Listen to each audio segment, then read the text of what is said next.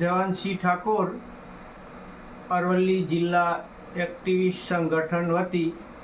આજરોજ અરવલ્લી જિલ્લા કલેક્ટર કચેરી ખાતે મહામહિમ રાષ્ટ્રપતિને ગુજરાત માહિતી આયોગ એ નામદાર સુપ્રીમ કોર્ટના આદેશ બાદ પણ માહિતી અધિકાર અધિનિયમ 2005ની કલમ 4 અન્વયે પ્રોએક્ટિવ ડિસ્ક્લોઝર માહિતીની